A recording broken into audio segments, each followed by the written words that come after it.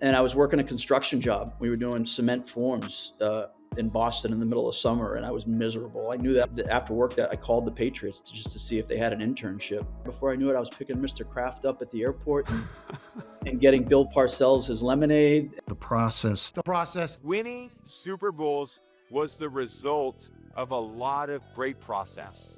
This is The Process, a special series inside Y Option where we dive into what separates the elite, their habits, their mindset, and the principles that guide them when no one's watching.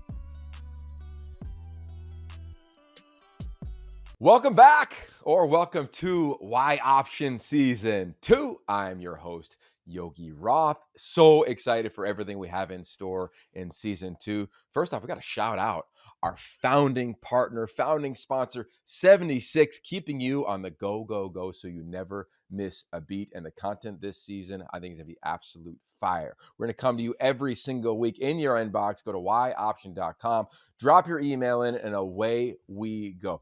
College football from out here in Los Angeles. We're going to see the entire country covering all the things. And yes, we will talk about 8 versus 9 conference games. We'll also talk about how you can be better. So we're going to introduce a really cool part of Y Option this season. It's a 6-part series titled The Process with my dear friend and colleague, Rhett Lewis. So with that, Rhett, welcome back to the show. A different form this time than just a traditional guest, man. You better believe it. And this is going to be top tier 76 fuel, baby. This is The Process. Okay. We are rocking and rolling with this. This was the product of a lunch a couple of weeks ago where we were just kind of spitballing some things that were important to us as dads, as as lovers of football, and as seekers of wisdom and really pathways, right? Pathways to ultimately get to where we want to go.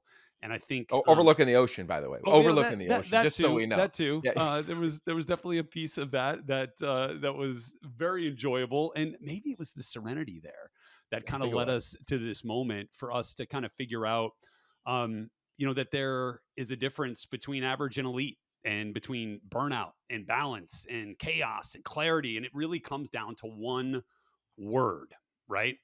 And we've mentioned it, and that word is process, right? And you've heard your favorite athlete say it. You've heard your favorite coach say it, whether they're talking about a rehab, talking about improvement or growth during a season. It's a process. But what is it, right? And today, and over the course of the next couple of months, you are going to learn how the best in the world define it, live it, and return to it again and again when everything is on the line. Everyone talks about the grind, the sacrifice, the goals, but few actually live the process. It's so much harder, but it's so much more rewarding. And in this series, we're going to sit down with people who do. It's not hype. It is the real blueprint for sustained excellence, and it might just rewire how you, Yogi, and me, and everyone else that's going to listen to this approach your own potential. Every facility you walk into in your entire football life either has a sign or a phrase around the idea around the process.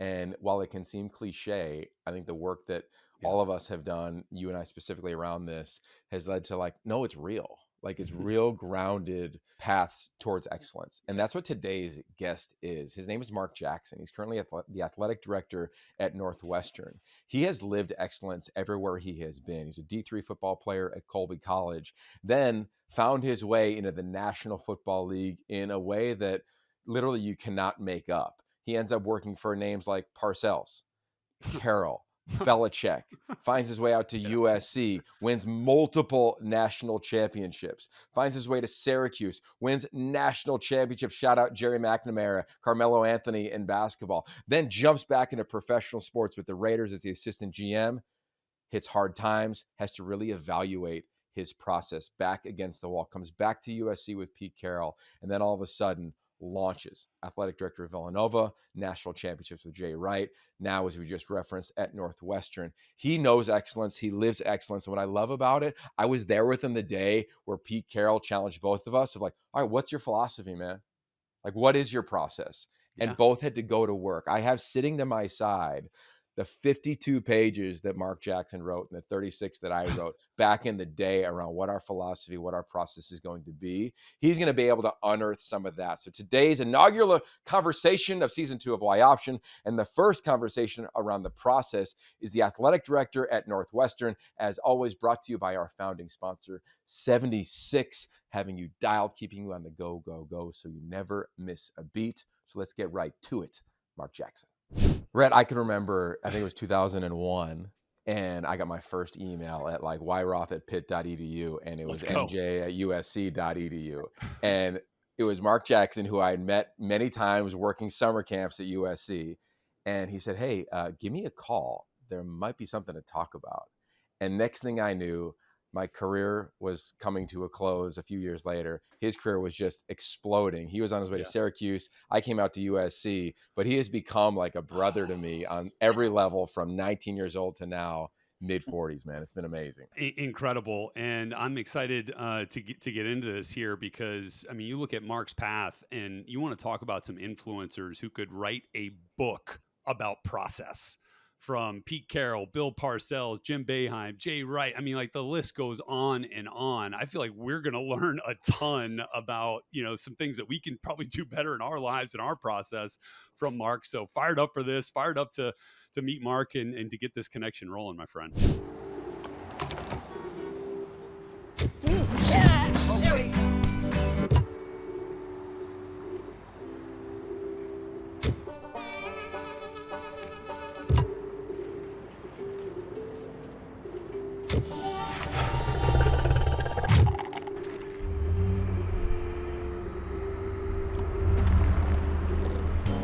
Go here, go there, go anywhere with 76.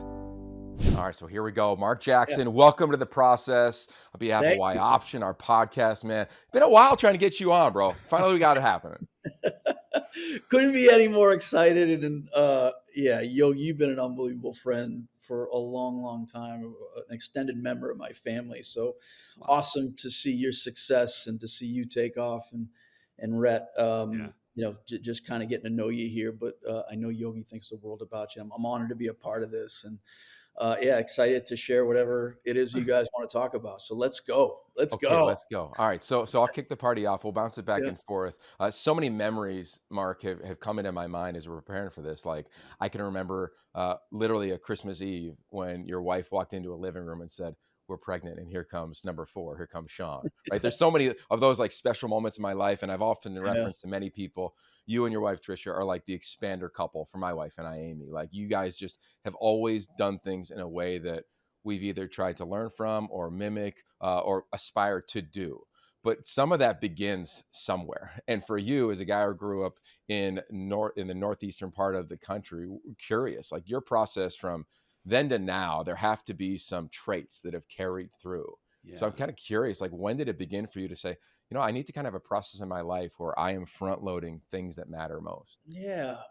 I'd like to tell you it was by design and that I had a plan for it, but I think so much of that just happens organically, and, blessed to grow up in a really strong household with 2 really solid parents, neither of which went to college, very much blue collar. But, I remember vividly my dad repeatedly saying that the 4 walls of our home were the most important things you could ever consider as you move through life. And that image always resonated with me. I lost my dad relatively young in my early 20s. And, fortunately for me at that time, had the unique opportunity to connect with Pete Carroll. And Pete filled a huge void in my life over the course of, the start of my career, but then to this day remains a huge mentor in my life.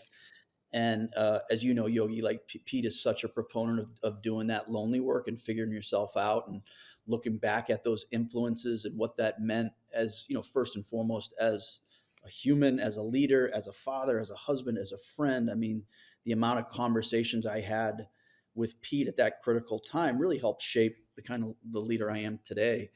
And it's not perfect by any means, but at least I'm grounded into something that revolves around my 4 walls. Yogi knows this. When I think of when it's all said and done for me, if people look back on the influence I had and mention my family, my faith, my friendships, and have as much fun as I possibly can, those 4 F's and those 4 walls have been foundational for me. Mark, I think a lot of, what I think of when I think of process or my process, it's seeking wisdom, right? It's trying to find things that can help us move along the way, right? And get to where we ultimately want to be.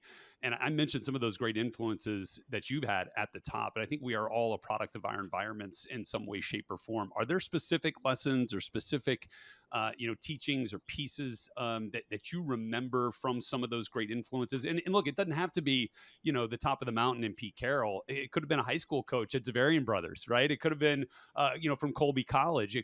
Are there people in your life? I know you mentioned your dad, and moments with those people that have stayed with you. There's so many that have had an influence on, what I've done or Yeah. where I was going. And some of those are, certainly day to day. And my wife, Trisha, probably more so than anybody, Really? in terms of just a rock of stability. And you guys know this, and it's true for a lot of industries, but this one in particular, this isn't a job, this isn't an occupation, it truly is a lifestyle. And it's nights, it's weekends, it's recruiting, it's fundraising, it's all different types of things. And to have her throughout, and as a balancing mechanism to raise 4 kids, and as a priority for us, our family was always that. So I'd be remiss if I didn't start with her soon after my parents. And then, there's a pivotal moment there where 20 years old, I'm a junior in college, and I'm not really sure. I was a decent Division III football player. I love playing football. I love sports, but I really had no clue what I wanted to do. I liked school. I didn't love school. And I was working a construction job. We were doing cement forms in Boston in the middle of summer, and I was miserable. I knew that wasn't for me. And I just had one of the best friends to this day, Terry Thomas, kind of stopped me in my tracks. Like, if you're so miserable, why don't you change? Like, what do you want to do? What do you like? And I said, sports. And at that moment, I grew up, in the shadows of Gillette Stadium. After work, that I called the Patriots just to see if they had an internship. It was at the same time when the Kraft family bought the team, and the timing just worked out. They happened to have an internship available. I was the first intern the Krafts hired. Before I knew it, I was picking Mr. Kraft up at the airport and getting Bill Parcells his lemonade and his newspapers. And that led to Pete, and then Pete, getting fired. That was a huge moment for me, where my heart was ripped out of my chest. Like, here's my mentor, guy that was so good to me. And I was forced to adjust under Bill Belichick. And I thank Bill to this day for teaching me that I didn't want to coach. To your point, it's not always those good moments. Like, these were like, That's it. yeah, like the 2 a.m. film study, and barely keeping your eyes open. I knew pretty quickly that wasn't for me, but I knew that's what you needed to do to have success there. So Bill really taught me a lot about what I didn't want to do, and set me on the path on a much more administrative sort of track into sports. Oh, there's a lot there. Yeah. I want to go back to, okay, at the time when Pete is the head coach of the Patriots, you're early 20s and you are navigating life. And I'm curious, I'm trying to put myself in that position, right? You have this mentor that you admire, you put on a pedestal for obvious reasons. You're trying to do your job every day, and then he gets let go.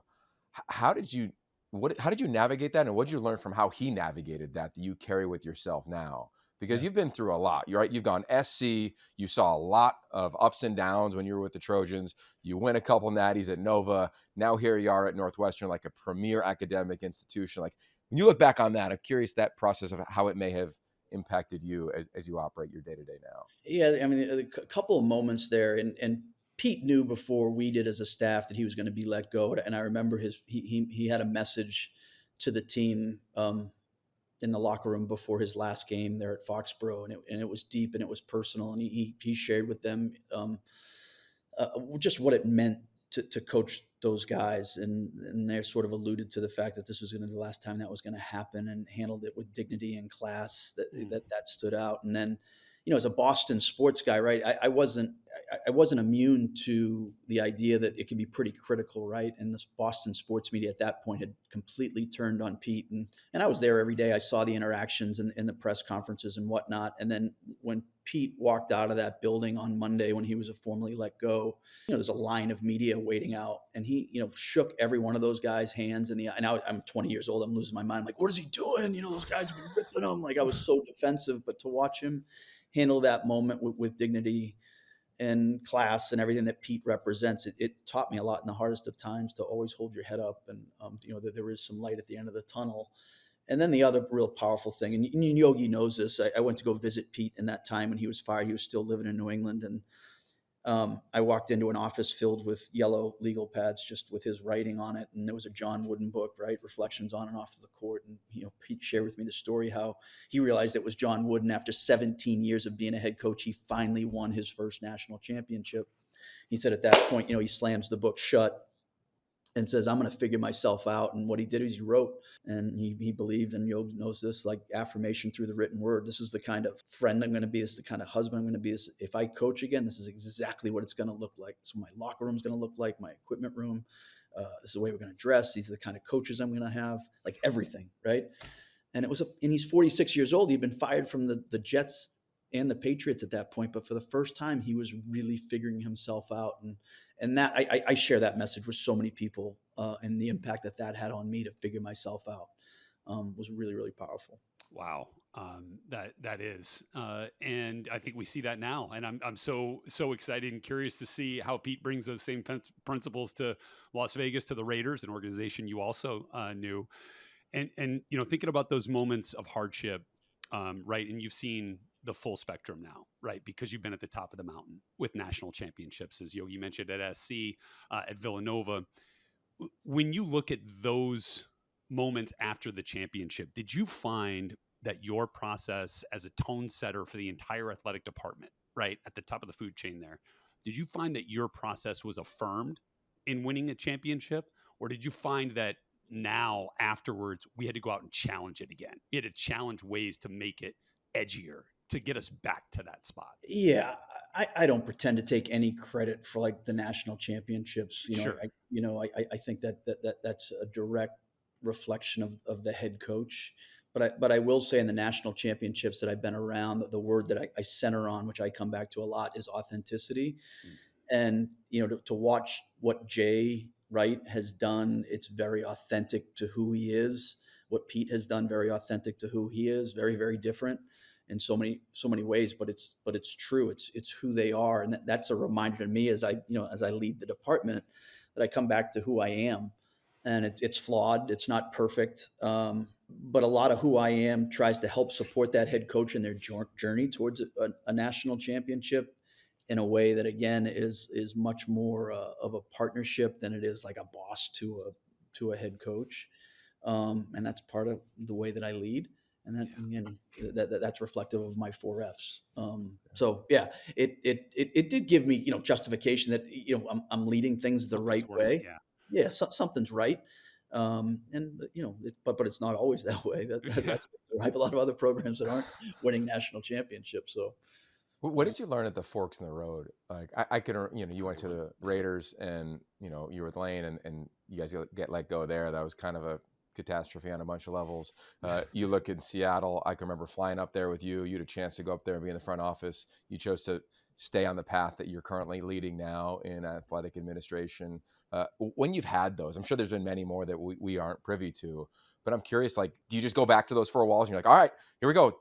Does it work? Does it net out? Or was it more grayer of a path of trying to figure out which way to go? Yeah, I think for a long time, early in my career, it was very much gray, because as much as that moment with Pete where he was doing his lonely work, right? He knew he was going to have one more chance. He'd been fired from 2 head coaching jobs. He was going to get one more chance.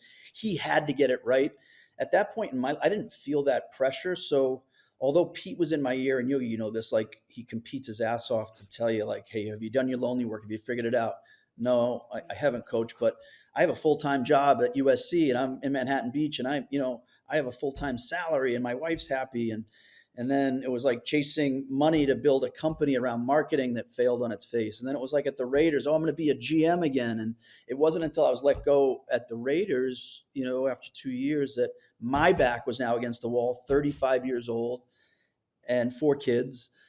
And that's where I did my lonely work. That was the centering piece that really helped shape where I am today. And everything that I wrote kept pointing back to a college campus. Like, if I could lead, I wasn't just like all in on football. I love football. It's a big part of my life, but I love the idea of 21 sports, 500 different student athletes. I love fundraising. I like recruiting. I like people.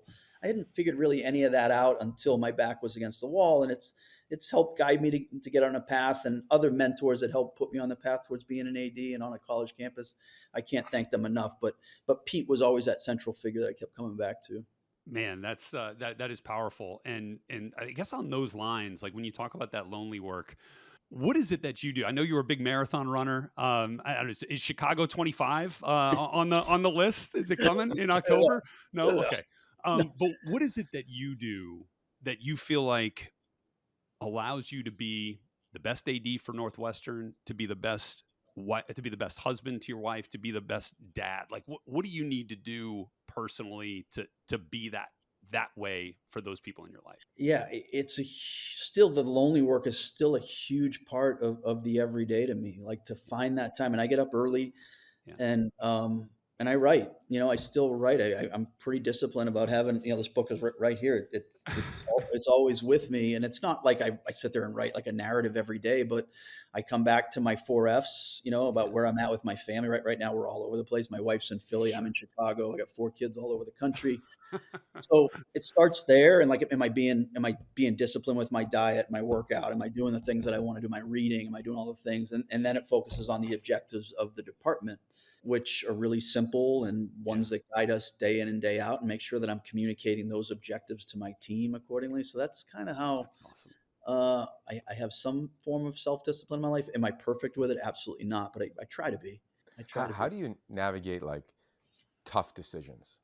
Because you are in a chair and you're a super likable human being, obviously, but you also have to, as you're evaluating the day-to-day with your notes in your journal or your 4 Fs or the principles within the athletic department, you also have to make tough decisions. We're living in a very turbulent time in collegiate athletics. Like, is it almost easier to you because you have done the work that you've referenced, or is it a challenge as you're trying to like fix problems along the way versus, no, I got to make a decision?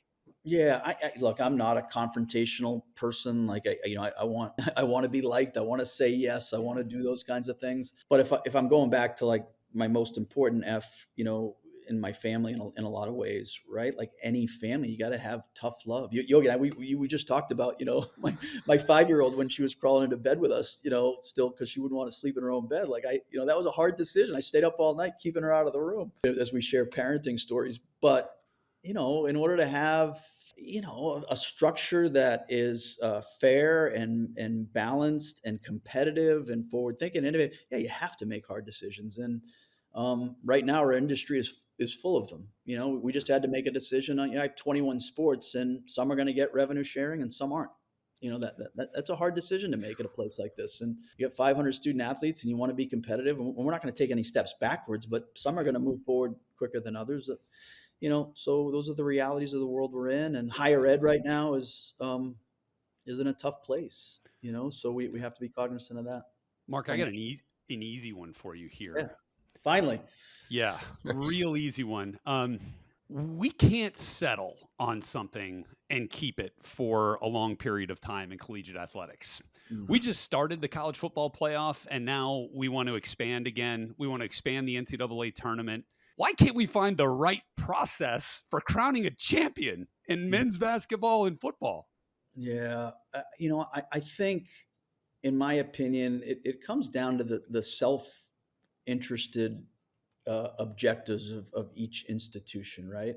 And we're all really, really different. And I've lived it, right? I've been at flagship football at USC, flagship basketball at Villanova, and at Northwestern, where our Olympic sports, our women's sports profile is probably one of the best in the country. No doubt. And the makeup of just those 3 institutions, those are the only 3 I can speak to, are all so different. So even if I had to align those 3 institutions about what's right for everybody, I couldn't do that. We're all made up differently. And I think when we drill down, particularly as you think about your revenue generators in football and men's basketball, and you guys know this, that the pressure that these head coaches are under to win now, they're going to be very self-interested. That, as much as we talk about the good of the game and the good of the industry and well, it's hard to do that when you're focused on winning, right? The whole time. And I hope there's one day that there's more transparency, that we can all kind of show our cards a little bit and maybe have a little bit more patience. I think that's another component to this. I am one of the ones that believes the house case, if implemented and enforced the right way, will allow for transparency around the marketplace about, really what we should be investing in the student athletes as it relates to rev share and NIL and beyond. Already, you can see like the role of the collective right now is like in the crosshairs. Like, Oh yeah. well, our collective does this. Well, our collective does that. Like what once was $20.5 million. How are we going to get there? How are we going to get there? Well, now people are like, well, how do I get to 40? This is how I'm going to get to 40. Right. Like, I'm going to do it this way. So it's still murky. It's still gray. I wish I had a better answer for you. But I think until we move away from being so self-interested and really, really committed towards advancing our industry together, we're going to be stuck in this for a while. Okay, let me finish up with this one for you. Talk about being stuck. Sometimes coaches feel that way. You've hired coaches, you've talked to search firms, you've been a coach. I'm curious for you, like all of us that were in that world. I can remember being a young coach, even now as a broadcaster. Sometimes you can start plotting out your path, your process. This will lead to that, that'll lead to this. I can connect to this person, and then all of a sudden I'm the head coach at Northwestern. I'm the head coach at USC. I'm the AD at wherever. What advice might you have to somebody who's like in the pocket right now, like they're tracking in their career, but maybe trying to overthink it a little bit versus being connected to the moment? Or is there a part of like the gamesmanship that you need to have to get hired as the head football coach, the head whatever coach at said institution? Yeah, and in full disclosure, that this comes directly from Pete. Yogi, this. We've been a part of his leadership for so long. But the first question Pete would ask you, do you want to be a leader? Are you a leader? The answer is always yes, yes. Okay. Do you have a leadership philosophy? Well, of course I do. Okay. Well, can you give me that leadership philosophy in 2 to 3 minutes? That's how I open every head coach interview, like something like that. And inevitably, 12 minutes later, I'm taken around and up and down and all, course and, the history, and this is where I'm going. This is what I plan. No, but you didn't get to the essence of who you are as a leader and who you're about. What is your philosophy? What can you stand on? And I promise you, like if I interviewed Jay Wright today, he would talk about attitude. If I interviewed Pete Carroll today, he would talk about competition, and it just takes time to figure that out. But if you don't do the lonely work, if you don't unplug, get away from your phone, and in my opinion, write, hey, it starts with me. These are my true strengths and weaknesses. Okay, maybe I'm a really good play caller, but I can't. I'm not an elite recruiter. Yeah. To get those things on the table, and in your own head and in your own mind, I think is so critical. So anytime I'm giving advice in any career path, it's to unplug, get away, do your lonely work, and write. And think about the influences that you had on your life, but be authentic to who you are. Don't try to be like anybody else. Man, that is so valuable. But Yogi, I got one last Go for thing it. that we Let it got to rip. hit MJ on here, and that is there's so much that makes Northwestern unique, right? And your process as the AD of Northwestern, I imagine, is as unique as any path that you've been on in your illustrious career. One of the unique things about Northwestern and Northwestern football is that you're about to have a near $1 billion stadium here being built in Ryan Field. Yogi and I, avid college football, like diehard college football fans, if we're not in the booth or on the field and we could come to a game at the new Ryan when it's built, can you walk us through a quick little game day process? Like what's going to catch our eye? Like what are we going to love about being at the new Ryan? What's that process like? Yeah, well, it starts well before you arrive at the stadium, right? We're going to have a world-class experience from the time you get your tickets to how you enter the stadium to where you park to the way you enter and the premium VIP entrance, right?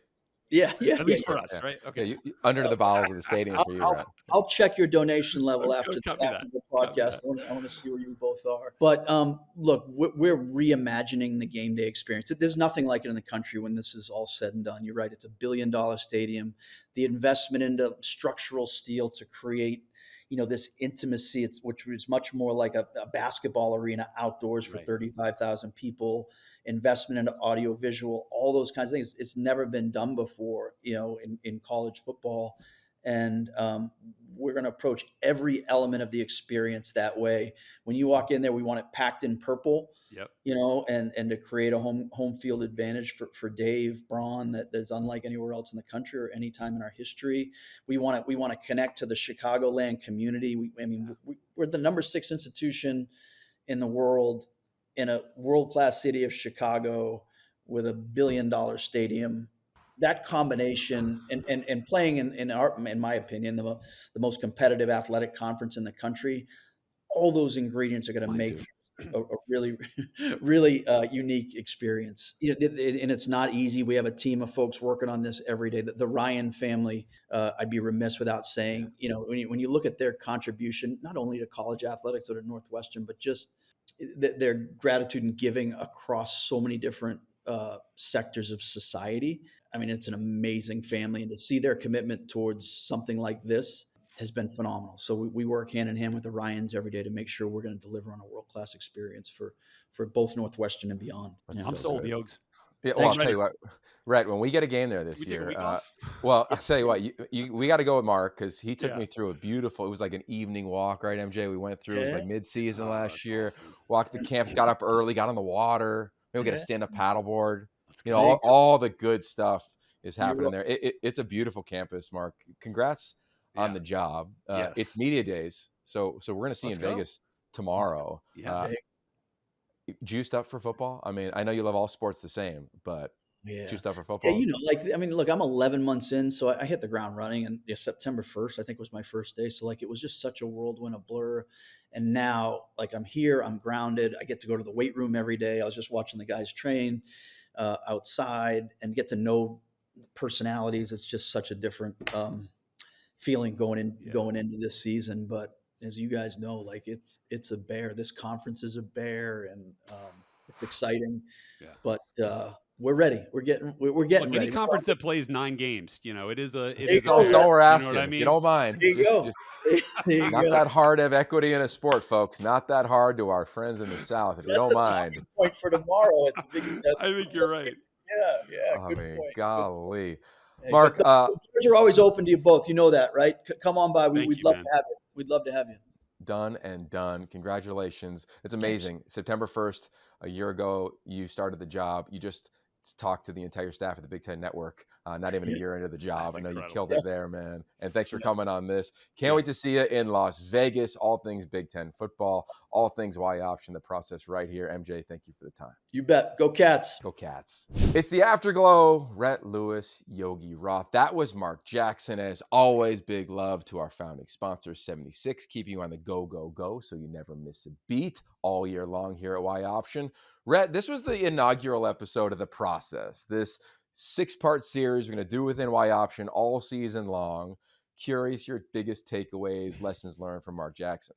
Well, first off, thank God for Terry Thomas, who Yeah. is Mark Jackson's buddy, who was like, hey, man, you're so miserable doing construction. Why don't you change? Do something else. What do you love?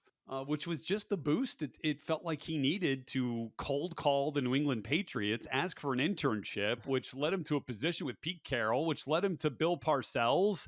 And Parcells taught him that he didn't want to be a coach. Remember, your influences, I think, along your career path don't always have to tell you the way it should be done. They can show you the way that you don't want to go also. Yeah.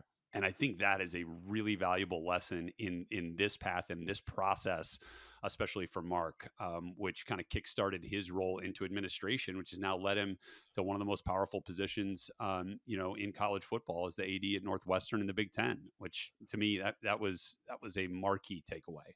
Yeah, we all have a Terry Thomas, right? Yeah. Or should we all have a Terry Thomas? Sure. For sure. I love that moment. And I've had many of those conversations with Mark over the year around what do you want to do?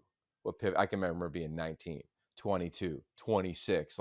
He's continuously, I think, been a person that when you connect with him, he's going to do what Belichick, what Parcells, what Carroll did to him. He's going to do that to the entirety of the staff everywhere he's been. I know he's doing it at Northwestern now. I know our buddy Dave Repson's fired up for him as well, as he should be. Yeah. I think my biggest takeaway for Mark is that he kept coming back to the same thing, which was he does the writing. And when you look at fundamental psychology, if you want to do anything, you have to 1, write it down. You have to 2, say it out loud. You have to 3, you have to tell somebody so they can hold you accountable. And for him to be at the position he's in now, to still going back to his journaling practice, it's kind of like going back to your free throws, or going back to watching film as you're getting ready for your broadcasts or your evaluations for the NFL Combine and the draft. It is really a beautiful sentiment of you go back to your core. Like you can't skip steps. And I think when you're in such a high profile position, to be able to get quiet is a discipline. And he's got mastery around that. I mean, he said it 5 times throughout our 22-minute interview, man. No, you're exactly right. And then, coming back to the 4 walls, right? You've got to have something that grounds you. Yeah. And you've got to have, somebody that you are, striving to be better for, something. Obviously that's, Northwestern athletics, but that's his wife at home, as he talked about, the thing that he always kind of comes back to. I wrote down so much, so many notes that's going to help me along my process. And like, ultimately, isn't that what we're doing here? Like, we don't have it figured out. You know what I mean? Like we're talking about this. We have a show called The Process, yet the process is evolving. It's growing, it's changing. And for us, it's like, how do we refine it? How do we take things from Mark? How do we take things from all these people that we're going to get to talk to on this in this series this year, and just put our spin on it and the way that it might work for us? And then it's trial and error, man. That's a big part of it too, which I think Mark touched on as well. He did. All right, so I'm going to leave you with this story that I don't think he'll be offended that I share, because he was coaching me up as a dad on my process. So he's got 4 amazing kids. His oldest is a dynamic athlete, softball at Princeton, grad transfer to North Carolina down in Chapel Hill. His number 2, UVA, just graduated, elite violinist, just like an amazing human. Kevin, who's now the third, he's at Nova. He's here in LA in Southern California for an internship, just a stud. And then he's got Sean, who's heading into his senior year of high school. And here we are. We've got 2 young boys apiece. Yeah. And I'm talking sports with MJ. And he's like, Yo, when I was a young dad, like, you're thinking, like, you got to practice. Like, we're on our kids about, like, the craft and all the things that we think. And he goes, and his 4 kids have killed it. Like, him and Trish have done the job. He goes, none of it matters. Like, just love on them, man. Like, getting frustrated if they're not, like, looking at the ball or looking the coach in the eye or whatever it is. And I was like, living it, like, literally in real time. Yeah. So I just think that, like, as the beautiful part about these conversations is, like, we're going to go high level with, like, the expertise that Mark Jackson for, our next guest for, like, of course. And there's going to be little nuggets that will just impact your daily. And that one, to me, like, I'm the most chill flag coach now. Coming back for another season. We'll talk about that as the year goes on. Breaking news. Yeah, well, come on back with that. But here it is, the inaugural episode of season 2 of Y Option. Put a bow on that. Also, the first part of this 6-part series called The Process. Hope you really enjoy it. Yeah. Let us know. Hit us up on social media. Yeah. Go to yoption.com. Make sure you subscribe, you rate, you review, you do all the things. We'll be in your inbox. We'll make it as easy as possible. Rhett Lewis, Yogi Roth. It is media days, Rhett. Let's go.